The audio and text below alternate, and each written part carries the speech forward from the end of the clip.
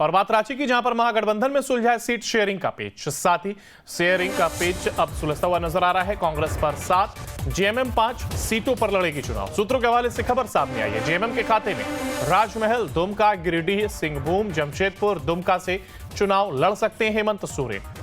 तो सूत्रों के हवाले से खबर, आरजेडी और माले एक एक सीट पर लड़ेगी चुनाव।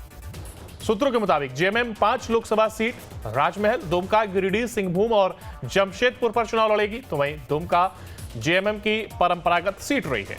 सूत्रों के अनुसार इस संसदीय सीट से प्रदेश के पूर्व मुख्यमंत्री हेमंत सोरेन चुनाव लड़ सकते हैं, जो इस वक्त जमीन घोटाले से जुड़े मामले में कोटवार जेल में बंद हैं। और हेमंत सोरेन के दुमका संसदीय सीट से चुनाव लड़ने के संबंध में पार्टी की तरफ से कहा गया है कि ये पार्टी के कार्यकर्ताओं की इच्छा है।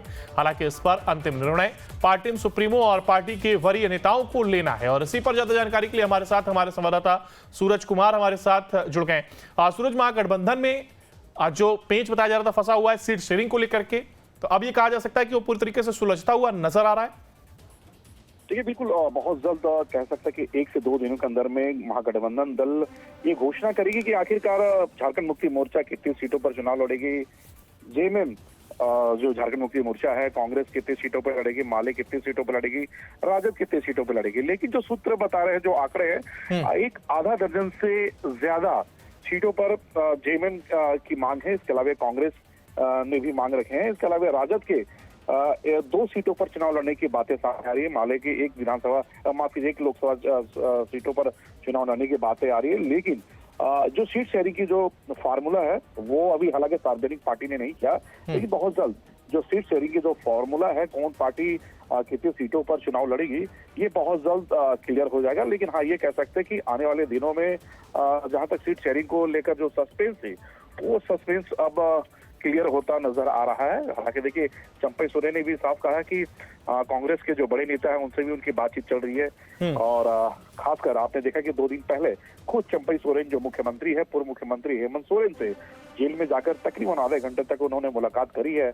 और कहीं कहीं सीट की जो फॉर्मूला है उन तमाम विषयों पर चर्चाएं हुई है। लेकिन जितनी भी सीटें अगर जेएमएम मांग करती है, तो ज्यादातर जो चुनाव जो सीटें हैं वो संथाल और कोल्हान, यानी संथाल में 3 सीट है लोकसभा के, गोड्डा, दुमका, इसके अलावा साहेबगंज, ये 3 सीटों पर वो दावा करेगी। इसके अलावा कोल्हान में चाईबासा की बात कर ले, जमशेदपुर की बात कर ले, तो ये तमाम जो सीटें हैं, ये कोल्हान और संथाल, ये दोनों जगहों पर झारखंड मुक्ति मोर्चा ये डिमांड रखेगी। वहीं सुनो, देखिए, अब तक जो ये सीट शेयरिंग का फॉर्मूला है इसको सार्वजनिक नहीं किया गया, आखिर इसकी क्या वजह है?